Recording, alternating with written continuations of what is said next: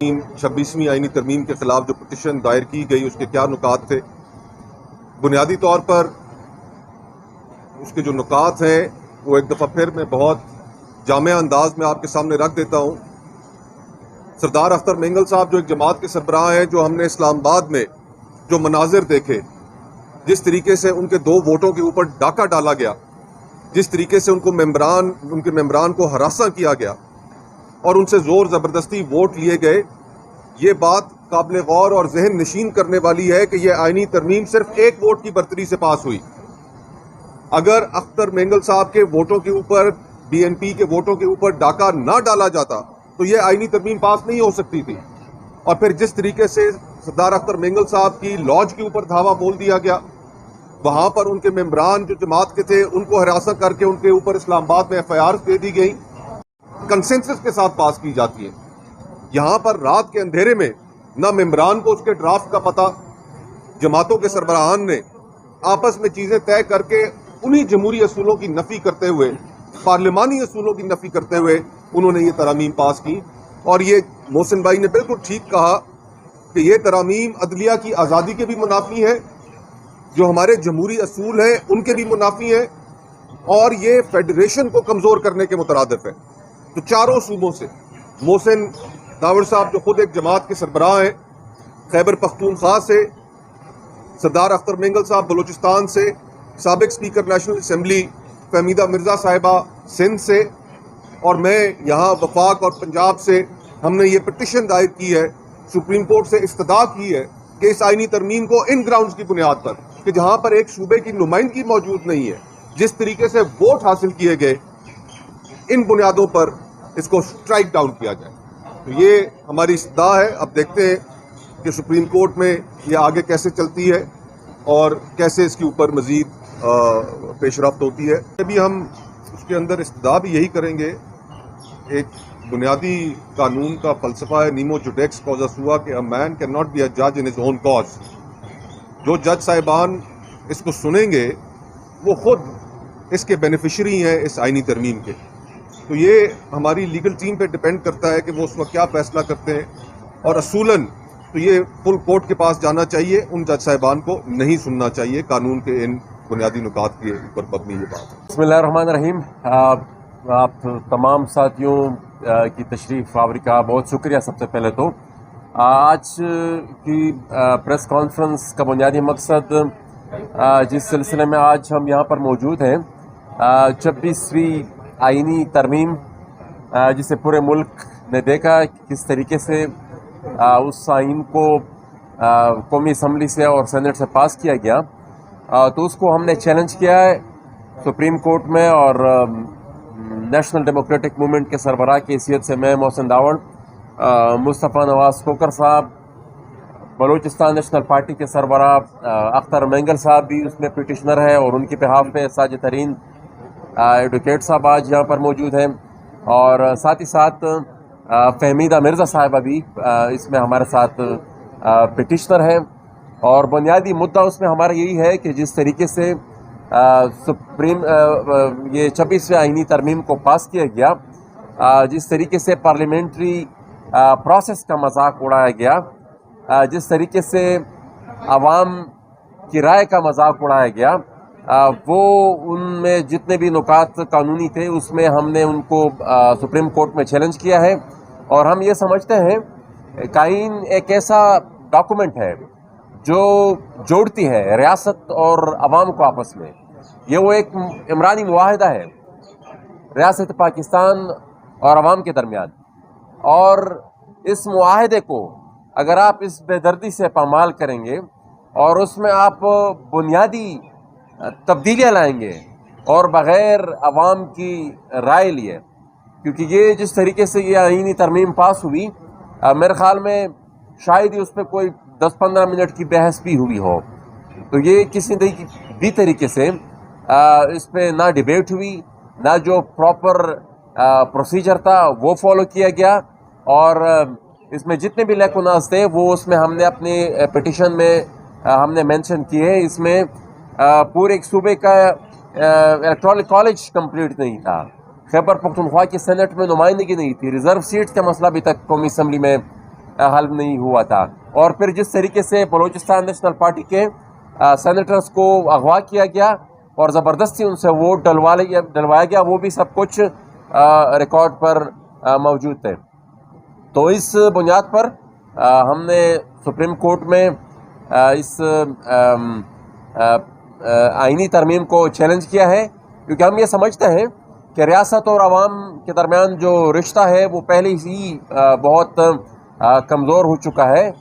اور ہم دیکھ رہے ہیں کہ بلوچستان میں جو کچھ ہو رہا ہے، ہم دیکھ رہے ہیں کہ خیبر پختونخوا میں جو کچھ ہو رہا ہے، اور ملک کے باقی حصوں میں جو کچھ ہو رہا ہے. آئین کی پامالی ویسے بھی ہو رہی ہے. قانون پہلے سے ہی یہاں پر صرف اس لیے بنائے جاتے ہیں کہ اس کو بطور ایک ٹول استعمال کیا جا سکے کہ کس طریقے سے استحصال ہو اس کا. اب آپ دیکھ رہے ہیں کہ ہمارے سابق قومی ممبر قومی اسمبلی علی وزیر صاحب، ان کو یہاں پر 1 کروڑ کار ایکسیڈنٹ کیس میں ان کو گرفتار کیا جاتا ہے، اور پھر اس کو ایک ضلع سے دوسرے ضلع سے تیسرے ضلع 3MPO کے تحت ان کو گرفتار کیا جاتا ہے. گجرات اور جیلم اور پتہ نہیں کون سے ایسے اضلاع جس کا شاید انہوں نے پوری زندگی جس میں شاید ان کو وہاں پر گئے بھی نہ ہو،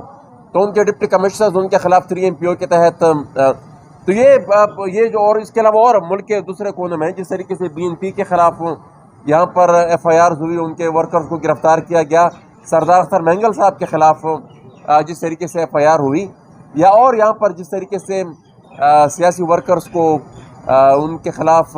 قانون کو ایز اے ہتھیار استعمال کیا جاتا ہے. تو یہ میرے خیال میں یہ رشتہ پہلے سے بہت کمزور ہوتا جا رہا ہے. لیکن اس نازک صورتحال میں اگر اس طریقے سے آئینی ترامیم ہو جو بالکل آئین کے بنیادی ڈھانچے کو ہی ہلا دے، تو میرے خیال میں یہ فیڈریشن کے لیے بھی نقصان دہ ہے اور اس ملک کے مستقبل کے لیے بھی نقصان دہ ہے. تو اس حوالے سے ہم نے یہ پٹیشن دائر کی. دیکھیں نا، سب سے پہلے تو گزارش یہ ہے کہ اس موجودہ پارلیمنٹ کی اپنی لیجیٹیمیسی جو ہے وہ پہلے ہی انڈر کویسچن. سوال یہ نشان ہے اس کے سامنے کہ یہ ایک لیجیٹیمیٹ پارلیمنٹ ہے یا نہیں ہے، کیونکہ جس طریقے سے کمپیوٹر کے سامنے بیٹھ کر اور اس نے من چاہے ووٹ لوگوں کو دیے ہیں، تو وہ کسی بھی صورت میں یہ عوام کی نمائندہ پارلیمنٹ تو ہے نہیں. تو سب سے پہلے تو وہ سوالی نشان پہلے ہی موجود تھا. لیکن اس پارلیمنٹ نے پھر جس طریقے سے اس آئینی ترمیم کو بنیادی انسانی حقوق کو پامال کرتے ہوئے اس کو پھر پاس کیا، اور پارلیمانی جو جتنا پروسیس تھا اس کو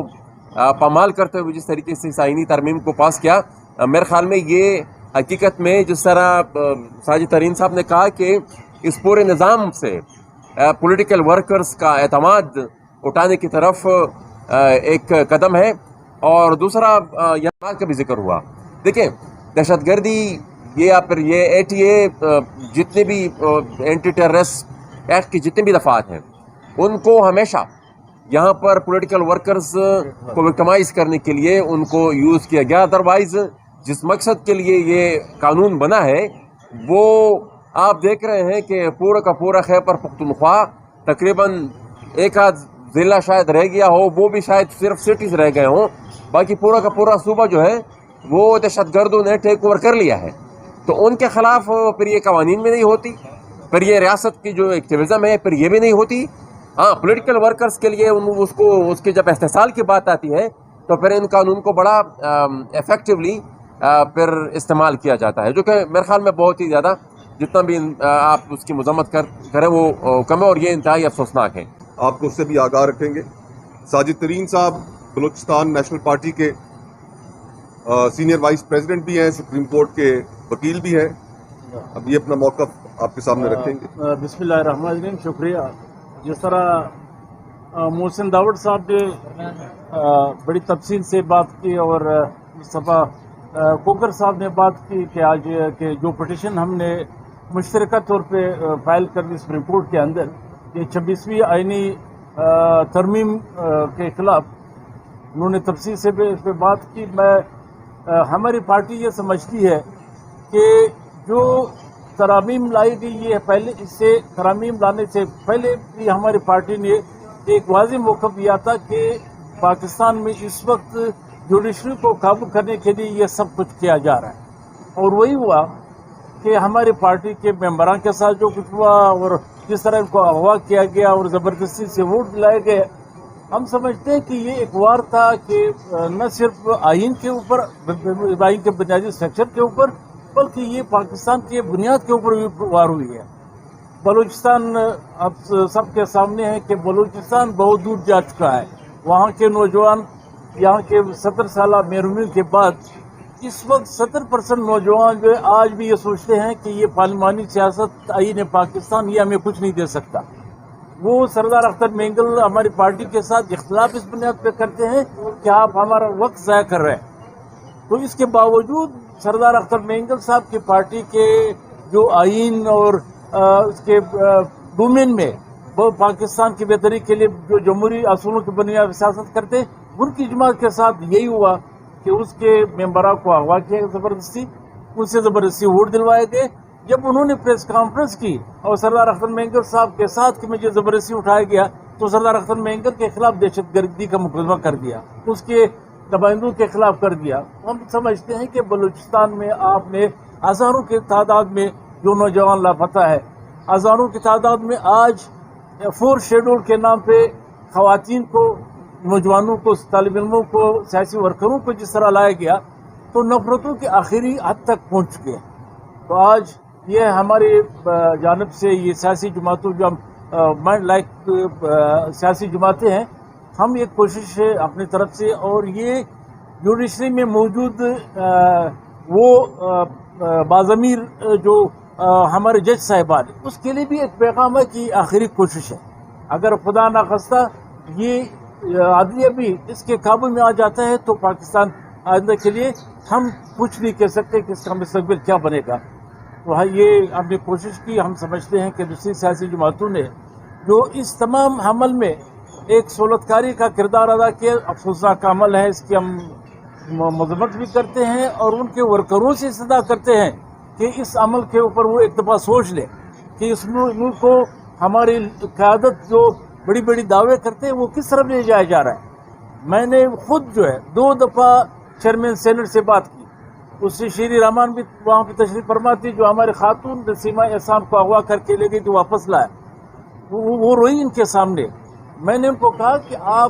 मैं इसलिए आपके पास आया हूँ, इसलिए नहीं कि आप चेयरमैन सेनेट है, आप शहीद बेनज़ीर की बात करते हैं कि हम मुस्लिम जमात से ताल्लुक़ रखते हैं, तो शहीद मोहतरमा ने कभी इस तरह के अमल का साथ नहीं दिया था जिस तरह आज आप दे रहे हैं। और आप कस्टोडियन ऑफ द हाउस है,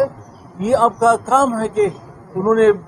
खुद भी बेबसी का इजहार किया। जब FIR सरदार साहब अख्तर जान के खिलाफ FIR हुआ तब भी मैं गया, उन्होंने उसको अपने माजरत की कि मेरे हाथ में नहीं है। तो जब ये मुल्क इस नतीजे पे पहुंचा हो कि सेनेट के चेयरमैन भी अपने को बेबस समझे, या तो वो सच कह रहे हैं कि वाकई बेबस है, या वो सुलतकार के तौर पे ये तमाम चीज़ों को छुपा रहे हैं। तो आज जो पटिशन 26वीं आईनी तरमीम जो हम कहते हैं, बहुत ही खतरनाक शुरुआत है जो अब वार की गई है आइन के ऊपर। इसको काबू करने के लिए अब सुप्रीम कोर्ट का किरदार उसको देखना होगा, और हम इंशाल्लाह उम्मीद करते हैं कि वो मस्बत अंदाज में इसको देखकर मुल्क की बेहतरी के लिए और इसको आगे बढ़ाएंगे। आपका